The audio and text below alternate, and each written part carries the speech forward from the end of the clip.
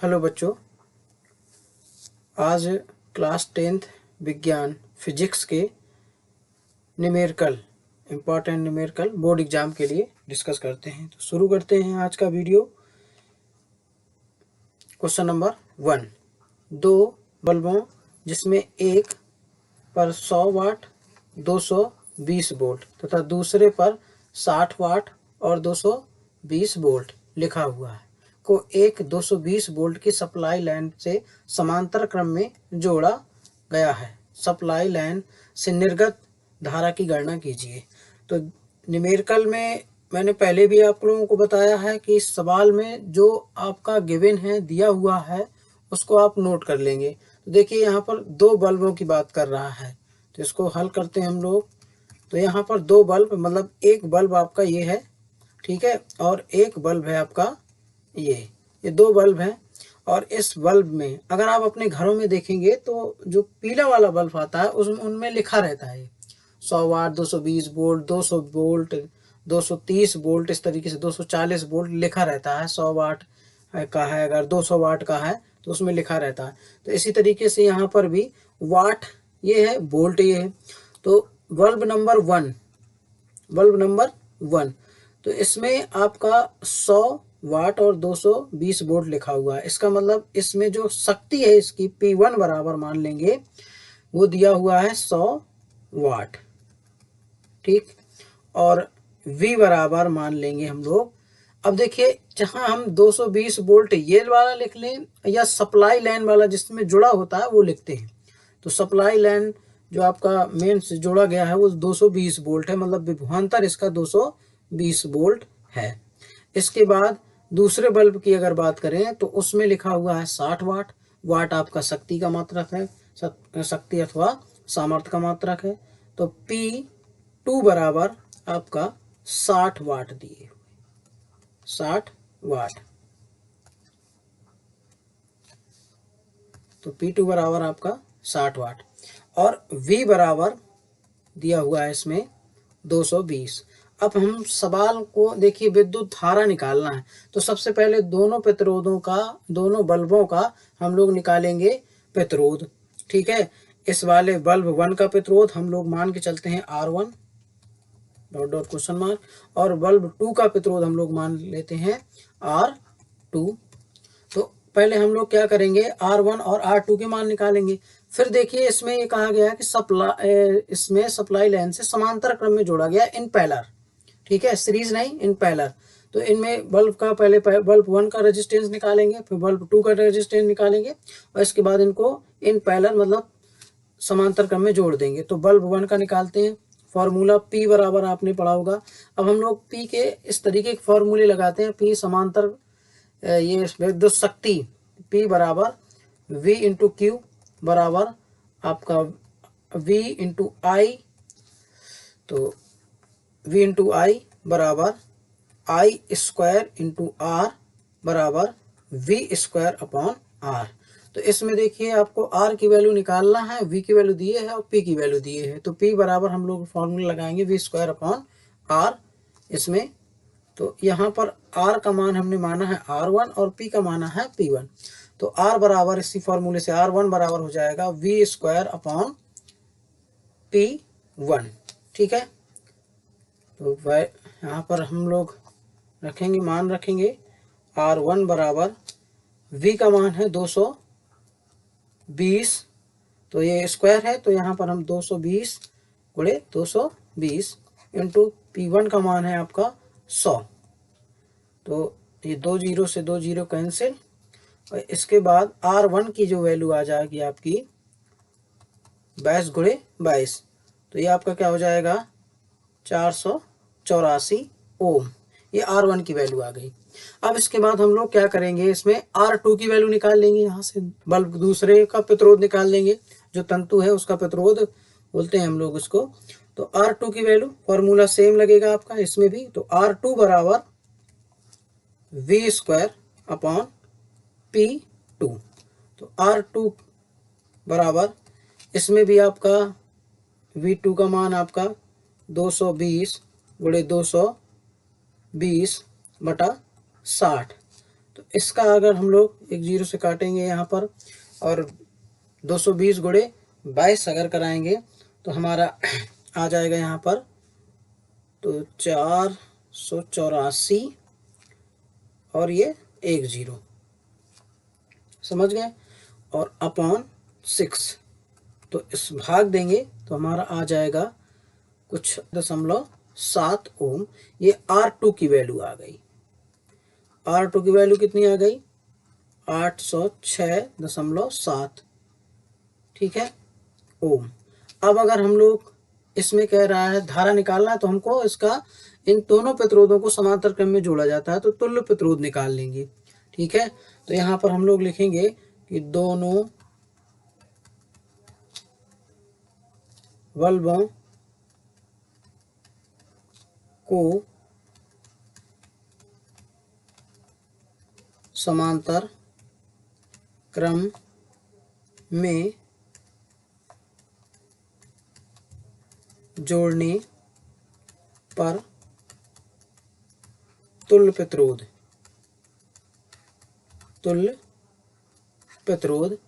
तो R बराबर यहाँ पर मान लेंगे R बराबर, अब देखिए R1 और R2 है, दो प्रतिरोध है, तीन नहीं है, तो हम लोग वही शॉर्टकट वाला फॉर्मूला लगाएंगे R1 into R2 upon R2 plus R1 is equal to मान रख देंगे। तो ये इसमें R1 का मान 484 गुणे R2 का मान 806.7 और R2 का मान नीचे रखेंगे तो ये 806.7 प्लस 484, ऊपर अगर हम लोग मल्टीप्लाई कराएंगे तो इसका काफ़ी लंबा चौड़ा, इसमें अगर गुणा कराएंगे तो आपका आ जाएगा, इसमें गुणा करा के देख लेते हैं, इसमें आएगा आपका 339 डायरेक्ट गुणा करा देता हूँ, 39,442.8 इतना बटा, अगर इसको ऐड करेंगे तो ये हो जाएगा आपका 1290.7 और डिवाइड करेंगे तो आपका आ जाएगा, भाग देंगे 1290 है देखिए, तो ये कम से कम ये मान चलिए कि ये आपका भाग जाएगा 0.7, भाग देंगे तो ये आ जाएगा आपका 302.5 ओम। ये आ गया आपका तुल्य प्रतिरोध। अब इसमें धारा निकालना है तो आपको R की वैल्यू पता है, V की वैल्यू आपको पता है, तो I बराबर क्या हो जाएगा, परिपथ में धारा या प्रवाहित धारा विद्युत धारा I बराबर यहाँ पर V अपॉन R। तो V की वैल्यू 220 है और R की वैल्यू है आपकी 302.5। तो इसमें भाग देंगे तो ये अभी तो जाएगा नहीं, दशमलव हटाएंगे, जीरो बढ़ाएंगे फिर भी नहीं जाएगा, तो 0.0 फिर एक जीरो बढ़ाएंगे तो 2 दशमलव और इसके बाद ये 75 आपका एम्पियर आ जाएगा। इसमें मात्रक मैं पहले बता चुका हूँ कि आपको याद रखना है, ठीक है। तो ये सवाल आपका क्लियर हुआ। चलते हैं हम लोग अगले सवाल की ओर।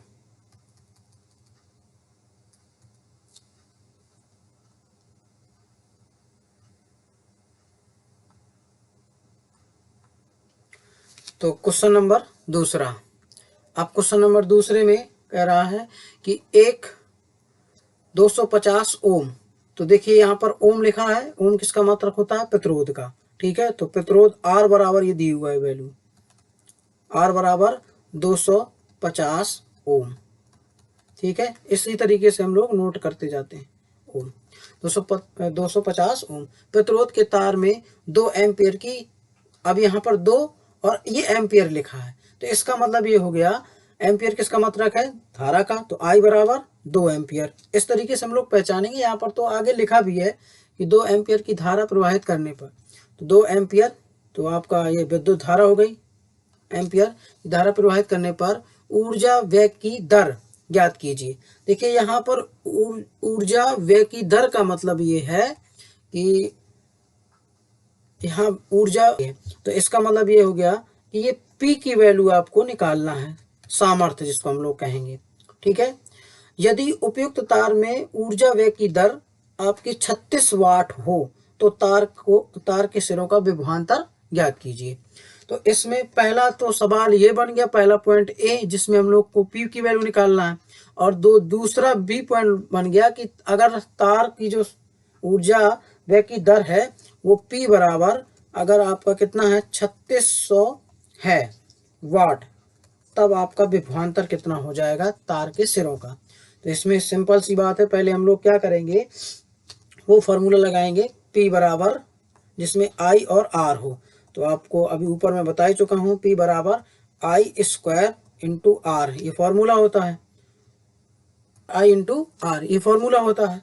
तो इसमें वैल्यू रख देंगे, P बराबर आपको फाइंड करना है, तो I की वैल्यू कितना है 2 है, तो 2 गुणे 2 इंटू आर की वैल्यू कितनी है 250, तो यहाँ पर 4 और 250 वाट, ठीक है। ये 1000 वाट आपकी क्या हो गई, ऊर्जा व्यय की दर हो गई P बराबर। तो ए पॉइंट हो गया। अब बात करते हैं यहाँ से कि यदि हम लोग क्या करें कि इसी तार में ऊर्जा व्यय की दर कितनी कर दें, 3600 वाट कर दें, तब तार के सिरों का विभवांतर क्या हो जाएगा। तो तार के सिरों का विभवांतर, अगर देखिए इसमें एक चीज और छिपी हुई है जो आप लोग नोटिस कर सकते हैं, जो एमसीक्यूज में सवाल जिस तरीके से पूछा जाता है, अगर हम लोग क्या करें कि देखिए यहाँ पर प्रतिरोध ना बदले, ठीक है, तो आपका क्या हो जाएगा वर्ग के समानुपाती, मतलब कि P प्रोपोर्शनल V स्क्वायर हो जाएगा। अगर हम लोग ना बदले, मतलब कि विभवांतर जो ऊर्जा व्यय की दर है वो विभवांतर के वर्ग के समानुपाती हो जाएगी। तो ये भी एक पॉइंट है, यहाँ पर ध्यान रखिएगा। तो अब बात करते हैं हम लोग क्या करें, इसमें V की वैल्यू निकालना है, और तार में आपका प्रतिरोध तार का तो दिए ही है 250 आपका ओम, तो R बराबर आपका 250 ओम है। अब हम लोग क्या करेंगे कि V की वैल्यू निकाल लेंगे। अभी मैंने ऊपर फॉर्मूला लगाया इसके क्वेश्चन नंबर 1 में कि P बराबर V स्क्वायर अपॉन R, तो यहाँ पर आपका क्या हो जाएगा, V निकालना है, तो V square is equal to आपका हो जाएगा P इंटू R, ठीक है। तो V बराबर under root P into R, तो मान रख देंगे। अब मान क्या हो जाएगा आपका, V बराबर अंडर रूट यहाँ पर 3600 और R की वैल्यू 250, तो 3600 का अगर वर्क करेंगे तो 60 आएगा, और 250 का करेंगे तो 15.811, चाहे 3 अंक लिख दीजिए चाहे 2 अंक तक लिख दीजिए, और इनका मल्टीप्लाई कराएंगे तब आपका आंसर हो जाएगा, इनका गुणा कराएंगे तो आपका आंसर हो जाएगा 948.6, ये आपका आ गया वोल्ट। तो ये तार के सिरों के बीच विभवांतर हो गया, समझ गए। अब इसको एक बार और देख लेते हैं, सवाल को ज़्यादा कुछ है नहीं है लेकिन जल्दी से देख लेते हैं 2 सेकंड के अंदर। एक 250 ओम प्रतिरोध के तार में 2 एम्पियर की धारा प्रवाहित करने पर ऊर्जा व्यय की दर निकालना है, मतलब कि यहाँ पर P की वैल्यू निकालना है, ठीक है, ऊर्जा होने की दर। तो इसमें R की वैल्यू दिए हुए है और धारा की वैल्यू दिए हुए है, हम P की वैल्यू निकाल लेंगे। फॉर्मूला कौन सा लगाएंगे, P बराबर I स्क्वायर इंटू R, ये फॉर्मूला अप्लाई करेंगे और यहाँ पर क्या कर देंगे, P की वैल्यू निकाल लेंगे 1000 वाट। इसके बाद कह रहा है दूसरा पॉइंट इसमें यहाँ से कह रहा है कि यदि उपयुक्त तार की ऊर्जा व्यय की दर 3600 वाट हो तो तार के सिरों का विभवांतर ज्ञात कीजिए। तो विभवांतर निकालना है, V की वैल्यू, P की वैल्यू दी है, R की वैल्यू आप लोग जानते हो, क्योंकि तार नहीं बदल रहा है ना प्रतिरोध बदल रहा है, तो यहाँ पर ध्यान देना है। R बराबर आपका 250 ही रखा जाएगा और P बराबर V स्क्वायर अपॉन R, और हम लोग V की वैल्यू निकाल लेंगे। चलते हैं अगले क्वेश्चन की ओर।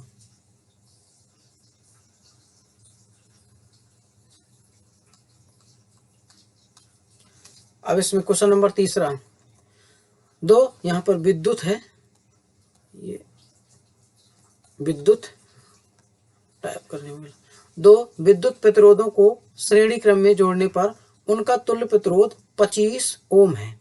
इनको समांतर क्रम में जोड़ने पर तुल्य प्रतिरोध 4 ओम है आता है। प्रत्येक तार का प्रतिरोध ज्ञात कीजिए। देखिए ये सवाल इम्पोर्टेंट है और 3 बार बोर्ड एग्जाम में आ भी चुका है। एक आया था सन 2018 में, फिर आपका 19 में भी आया है, और इसके बाद आपका 20 वो जो आपका कोविड काल में एग्जाम हुआ था उसमें क्वेश्चन पेपर में भी आया था। ठीक है, तो यहाँ पर हमको क्या करना है कि दो तार हैं, सबसे पहले कितने, दो प्रतिरोधों को, मतलब कि दो प्रतिरोध हैं, मान चलिए R1 व R2। ठीक है, और इस तरीके के हैं ये, इस तरीके बना भी लीजिए आप। दो प्रतिरोध हैं जो कि इस तरीके से हैं, ये प्रतिरोध है, ये है आपका R1 और दूसरा प्रतिरोध आपका ये है R2। पहले क्या कह रहा है कि इनको श्रेणी क्रम में जोड़ते हैं तो तुल्य प्रतिरोध आता है आपका 25। तो इसका मतलब श्रेणी क्रम में तुल्य प्रतिरोध R की वैल्यू दिए हुए है, तो श्रेणी क्रम में क्या होता है फॉर्मूला, R बराबर R1 प्लस R2। तो ये 25 ओम है, मतलब कि R1 प्लस R2 बराबर 25। ठीक है, इसमें सवाल में जैसा कह रहा है वैसे मैंने किया है, दोनों प्रतिरोधों को श्रेणी क्रम में जोड़ दिया तो तुल्य प्रतिरोध आपका R की वैल्यू 25 दिया है। इसके बाद इन्हीं को समांतर क्रम में जोड़ देते हैं, तो समांतर क्रम में जब जोड़ते हैं तो उनका तुल्य प्रतिरोध क्या हो जाता है आपका 4 ओम हो जाता है। क्यों, तो फॉर्मूला क्या होता है, R बराबर R1 into R2 upon R2 plus R1। तो यहाँ पर R की वैल्यू रख देंगे तो ये 4 हो जाएगा, 4 R की वैल्यू क्योंकि दिए तुल्य प्रतिरोध होता है R, ये क्या हो जाएगा R1 into R2 upon R2 plus R1। तो ये आपको अब इसमें जो ज्ञात करना है प्रत्येक तार का, तो मतलब R1 और R2 का मान निकालना है हमको। ठीक है, R1 और R2 का मान निकालना है, तो हम लोग क्या करेंगे कि हमको देखिए अगर क्रॉस मल्टीप्लाई कराएं, यहाँ पर मान रख दें, देखिए हमको क्या दिया है 25, इसका R2 प्लस R1 या R1 प्लस R2 इसको मान दिए हैं हम लोग का। इसको थोड़ा सॉल्व करेंगे और R1 इंटू R2 का मान निकालेंगे। तो इसको यहाँ से सॉल्व करें तो यहाँ पर क्या हो जाएगा 25 वो 4 is equal to R1 into R2 upon 25। ठीक है, तो 4 बराबर R1 इंटू R2 अपॉन ये 25। तो ये आपका क्रॉस मल्टीप्लाई कराएंगे तो R1 इंटू R2 बराबर हो जाएगा आपका 100। इसको मान लेंगे इक्वेशन नंबर सेकेंड और ये आपकी इक्वेशन हो जाएगी फर्स्ट। अब हम लोग इसमें एक मैथमेटिक्स का फॉर्मूला लगाएंगे और वो फॉर्मूला है आपका यहाँ पर R1 माइनस R2 का होल स्क्वायर बराबर R1 प्लस R2 का whole square minus 4 R1 into R2। ठीक है, अब देखिए ये बना कहाँ से, फॉर्मूले को आप याद रखेंगे। ठीक है, इस फॉर्मूले को याद रखेंगे इस सवाल के लिए, और पूरी बुक में 10th क्लास के ये सवाल ही एक इसी टाइप का है केवल, और है दो प्रतिरोधों के, लेकिन ये सवाल खाली। ठीक है, तो ध्यान रखिए, आगे चलते हैं हम लोग। तो यहाँ पर हम लोगों को क्या करना है कि ये a माइनस बी का होल स्क्वायर है और ये a प्लस बी का होल स्क्वायर है, दोनों मान रखना है और R1 R2 की मान आपको निकाल लेना है। हम लोग देखिएगा, तो क्योंकि हमारा R1 प्लस R2 बराबर 25 दिया हुआ है, हमको R1 माइनस R2 का मान चाहिए, तो ये निकालेंगे हम लोग। R1 माइनस R2 का होल स्क्वायर, इसको जो का त्यों रखेंगे यहाँ पर, और यहाँ पर क्या करेंगे कि वैल्यू रख देंगे R1 प्लस R2 की 25 इंटू 25 स्क्वायर कर देंगे, minus 4 into R1 into R2 की वैल्यू रख देंगे, कितनी आई है 100। ठीक है, ये है समीकरण 2 से। तो यहाँ पर आपका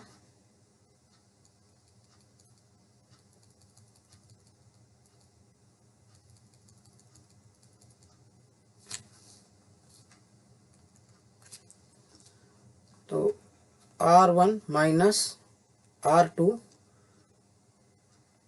का होल स्क्वायर बराबर, अब यहाँ पर आपका क्या है 25 इंटू 25 तो अगर देखा जाए तो ये हो जाएगा आपका 625 और ये 400 और माइनस करेंगे तो हमारा कितना आ जाएगा 225। तो R1 माइनस R2 और रूट 225 जो कि वर्गमूल होता है 15 का। तो R1 माइनस R2 की वैल्यू हो जाएगी आपकी 15 और माइनस R2 की वैल्यू हो जाएगी 15 और समीकरण मान लेंगे इसको तीसरा। अब समीकरण 1 और 2 से, ठीक है, समीकरण 1 व 3 से, समीकरण 1 व 3 से। तो समीकरण 1 क्या है, R1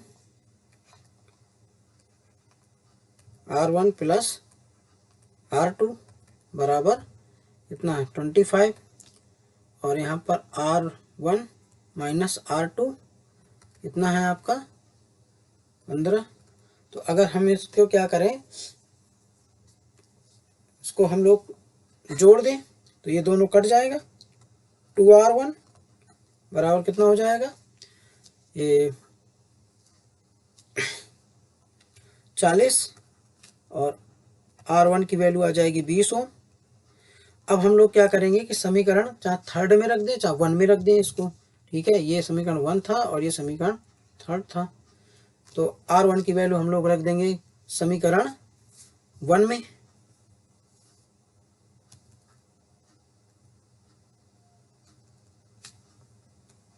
R1 की वैल्यू समीकरण 1 में रख देंगे, ठीक है। तो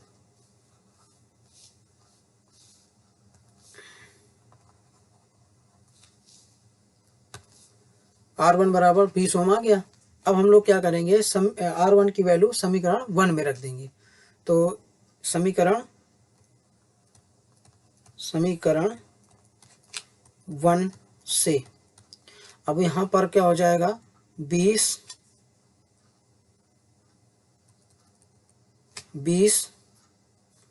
प्लस R2 बराबर 25।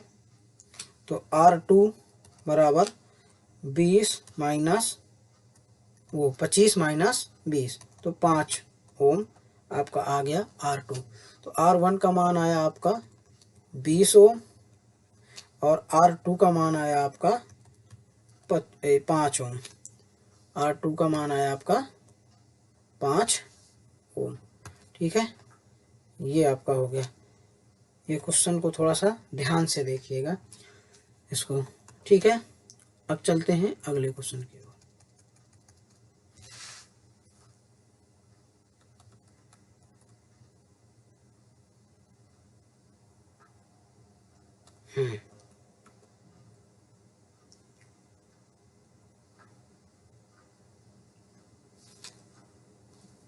क्वेश्चन की ओर, क्वेश्चन नंबर 4। प्रतिरोध का मात्रक क्या होता है, L लंबाई तथा A मोटाई के तार का प्रतिरोध 10 ओम है और इस पदार्थ के एक अन्य तार जिसकी लंबाई L/3 तथा मोटाई 3A हो तब उसका प्रतिरोध ज्ञात कीजिए। देखिए ये सवाल आपका बोर्ड एग्जाम में आना ही चाहिए, ये बहुत इंपॉर्टेंट सवाल है। और कक्षा 10 के स्तर में अगर देखा जाए तो ये केवल 3 सवाल हैं, ठीक है। तो ध्यान रखना, जिसमें से एक ये है और इसी सवाल को अगर आप समझेंगे तो तीनों सवाल आपके बन जाएंगे। इस सवाल में थोड़ा समय लगेगा लेकिन आपको समझ में आ जाएगा। तो शुरू करते हैं सवाल। तो इसमें कह रहा है कि प्रतिरोध का मात्रक, आप सबको पता है प्रतिरोध का मात्रक ओम। मेरे सबसे छोटे वाले भाई का नाम भी है ओम, तो याद रखेंगे उसका नाम ओम है। तो ये आपका प्रतिरोध का मात्रक, विनय सर का सबसे छोटा वाला भाई ओम, ठीक। तो अब यहाँ पर L लंबाई का एक चालक तार है, तो यहाँ पर आपका L लंबाई का चालक तार, ये मान चलिए एक चालक तार है जिसकी लंबाई L है, ये L है। अब इसकी लंबाई हम लोग, और जब लंबाई L है तो इसकी मोटाई मतलब अनुप्रस्थ काट का क्षेत्रफल इसको मानेंगे A है। अब इसी चालक तार का, देखिए पदार्थ नहीं बदल रहे हैं, इसी चालक तार का हम लोग क्या कर रहे हैं कि लंबाई क्या कर दे रहे हैं 1/3 कर दे रहे हैं, मतलब कि इसी L का तीसरा भाग काट के इसको कर दे रहे हैं, तो L/3 यहाँ पर कर दे रहे हैं। ठीक है, और ये जो मोटाई है वो 3 गुना बढ़ा दे रहे हैं। ठीक है, इस तरीके से। तो अब इसमें जो विद्युत प्रतिरोध है वो चालक तार की लंबाई के समानुपाती होता है, R प्रोपोर्शनल L, और चालक तार के अनुप्रस्थ काट के क्षेत्रफल के व्युत्क्रमानुपाती होता है। तो A प्रोपोर्शनल 1/, मतलब R प्रोपोर्शनल 1/A। ये समीकरण आप 2 माने और ये समीकरण आप 1 माने। तो अगर हम लोग इन दोनों समीकरण को मिलाएं तो यहाँ पर क्या हो जाएगा, R प्रोपोर्शनल L/A, और अगर हम लोग प्रोपोर्शनल का चिन्ह हटाएं जो कि यहाँ पर आ जाएगा रो, जो कि ये है विशिष्ट प्रतिरोध, चालक तार के पदार्थ का विशिष्ट प्रतिरोध। अब ये आपका फॉर्मूला ये आ गया बनके। ठीक है, अब यहाँ पर हम लोग बात करेंगे इन दोनों तारों के लिए। ठीक है, अब ध्यान देंगे। अब यहाँ पर देखिए, पदार्थ जो चालक तार का पदार्थ है वो नहीं बदल रहा है, मतलब ये चालक तार जैसे ये मान के चलिए तांबा है, ठीक है, या कॉपर है। ठीक है, ये क्या है आपका कॉपर है, तो ये भी कॉपर है। ठीक है, तो पदार्थ नहीं बदल रहा है, इसका मतलब ये जो आपका विशिष्ट प्रतिरोध है ये नहीं चेंज होगा। ठीक है, समझ में आ गई बात। अब इसके बाद चेंज क्या होगा, इसकी लंबाई चेंज हो रही है और इसका अनुप्रस्थ काट का क्षेत्रफल चेंज हो रहा है। ठीक है, तो इसमें एक कंडीशन, सबसे पहले कंडीशन आप ये मान लीजिए कि इस कंडीशन में जो इसका आयतन है वो नहीं चेंज होता है, मतलब कि इसका आयतन और इसका आयतन दोनों बराबर रहेंगे, और आयतन मतलब लंबाई गुणे चौड़ाई गुणे ऊंचाई। ठीक है, दोनों। तो इसमें सबसे पहले हम लोग जो दिया हुआ है वो मान लेंगे, L1 बराबर हम लोग मानेंगे कैपिटल L। ठीक है, और इसके लिए, और यहाँ पर R1 बराबर दिया हुआ है 10 ओम। ठीक, क्योंकि वो कह रहा है कि जब लंबाई L है और क्षेत्रफल मतलब A, ठीक है, A1 बराबर है A, तो प्रतिरोध 10 ओम है। अब इसके बाद जब हम लंबाई क्या करें कि उसका L का तीसरा भाग कर दें, मतलब L12 बराबर L/3 कर दें, और उसका क्षेत्रफल क्या कर दें 3A कर दें, A2 बराबर, और तब आपका R2 की वैल्यू निकालना है। ठीक, समझ गए। तो यहाँ पर फॉर्मूला यही आपका लगेगा। तो R1 बराबर, हम देखिएगा R1 बराबर रो, चूंकि दोनों पदार्थ सेम है तो रो चेंज नहीं होगा, विशिष्ट रो चेंज नहीं होगा, तो रो इंटू L1 बराबर A1, इसको मान लेंगे समीकरण 1। इसी तरीके से R2 बराबर यहाँ पर हो जाएगा L रो L2/A2, समीकरण दूसरा। अब हम लोग क्या करेंगे कि समीकरण 1/2 कर देंगे, समीकरण क्या कर देंगे 1/2 कर देंगे। थोड़ा सा ये समीकरण 1/2 करना पड़ेगा। अब देखिए समीकरण को हम लोग क्या कर रहे हैं, समीकरण आपका 1/2 इसी तरीके से लिखिएगा 1/2 करने पर। तो यहाँ पर R1, ठीक है, R1/R2 is equal to rho L1/A1 upon rho L2/A2। तो देखिए रो से तो रो कैंसिल हो जाएगा। अब ये नीचे का मल्टीप्लाई, मतलब अंदर अंदर का मल्टीप्लाई और बाहर बाहर का मल्टीप्लाई, ये ऊपर चला जाएगा इस तरीके से। तो यहाँ पर क्या हो जाएगा R1/R2 इज इक्वल टू क्या हो जाएगा L1 इंटू A2, यहाँ पर आपका अपॉन L2 इंटू A1। तो ये आपका जो फॉर्मूला बन गया, ये एक बार फॉर्मूला बनाना समझ लीजिए, तो बार बार आपको नहीं बनाना पड़ेगा, या आप डायरेक्ट लगा सकते हैं A2/A1। ठीक है, ये ध्यान रखिए। तो ये आपका वैल्यू दिए हुए हैं। अब यहाँ पर अगर क्षेत्रफल की दुगना मतलब लंबाई की खाली बात करता सवाल में। देखिए लंबाई को कहता कि अगर लंबाई प्रारंभिक लंबाई की दुगनी कर दें, तिगुनी कर दें, मतलब 3 गुनी कर दें, 4 गुनी कर दें, तो वहां पर हमारा क्या है, आयतन नहीं बदलता, मतलब आयतन वहां पर क्या हो जाता, प्रारंभिक आयतन L1 A1 बराबर L2 A2, ये आपका आयतन हो जाता। मतलब आयतन नहीं बदलता, प्रारंभिक आयतन बराबर परिवर्तित करने के बाद आयतन, मतलब लंबाई में वृद्धि या लंबाई घटाने बढ़ाने के बाद आयतन, ये ध्यान रखना।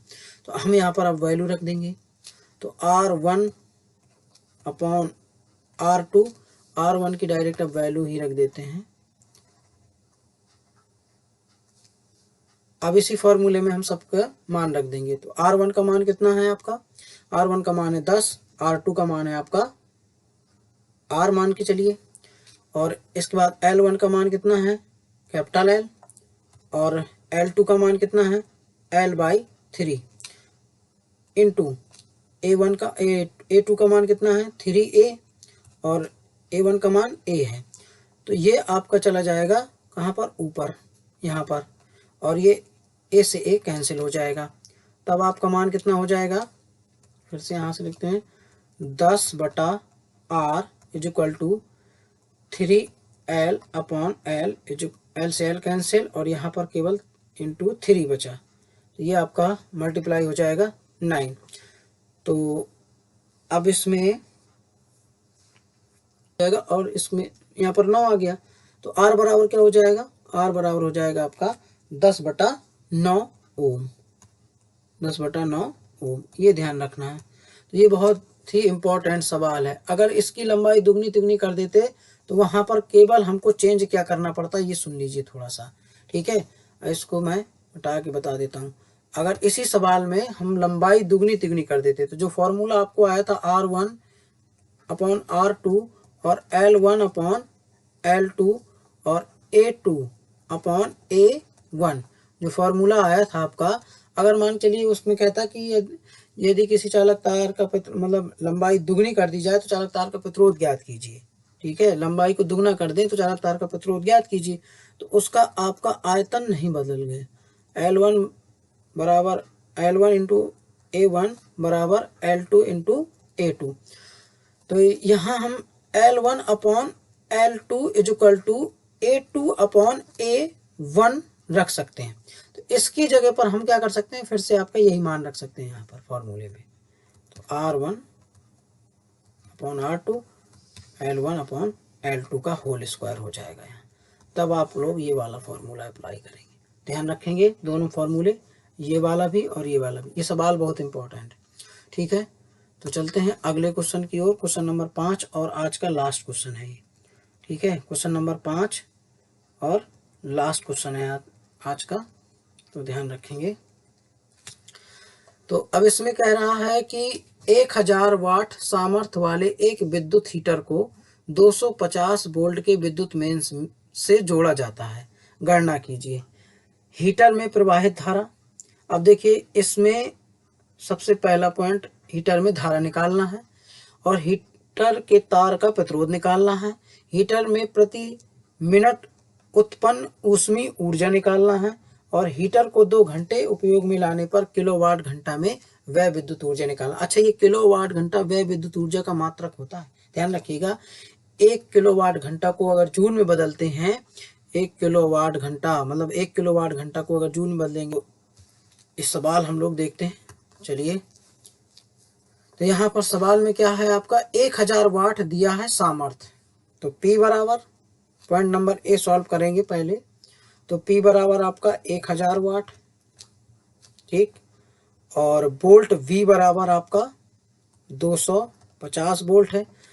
अब इसमें धारा निकालना है तो हम ऐसा फॉर्मूला लगाएंगे P बराबर जिसमें आपका क्या हो, V और I हो, तो P बराबर V इंटू आई ही होता है फॉर्मूला।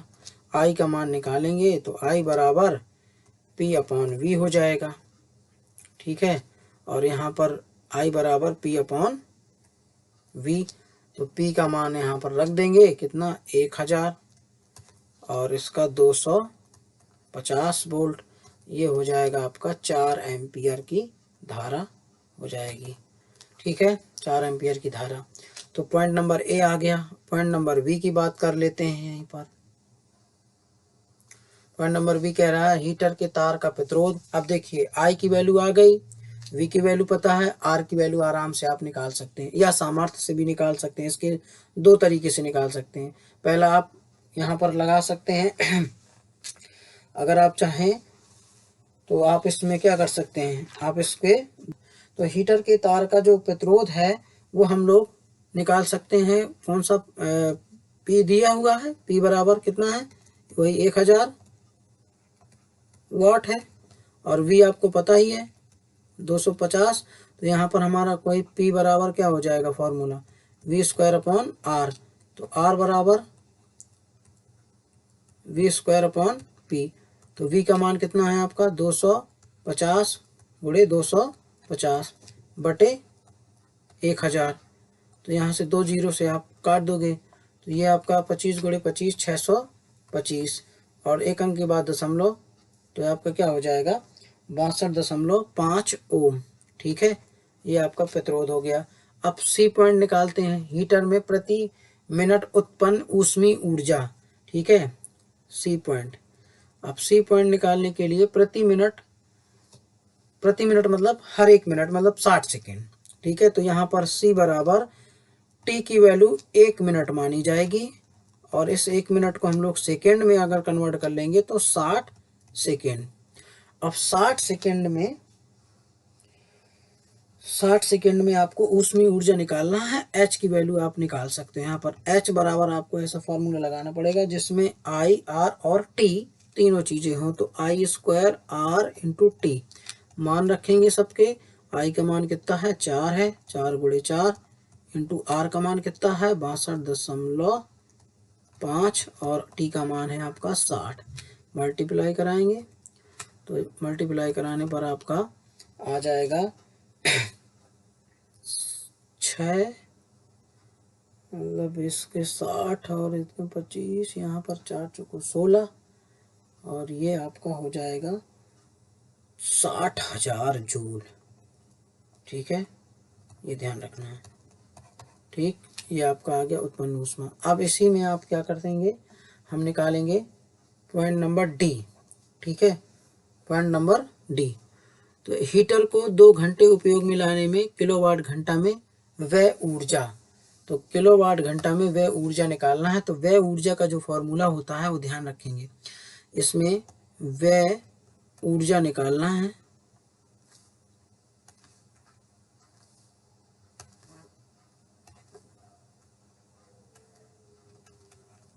व्यय ऊर्जा बराबर होता है किलोवाट घंटा में तो वाट गुणे घंटा बटे 1000।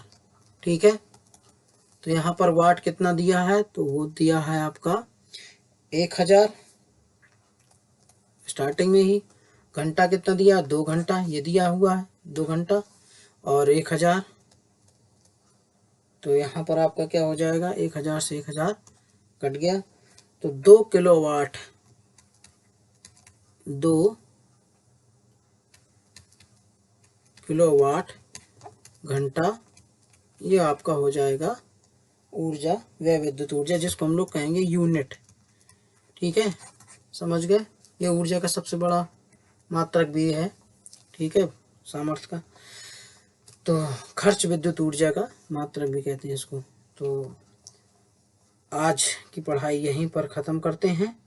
आई होप कि आप लोगों को ये वीडियो पसंद आई होगी। तो वीडियो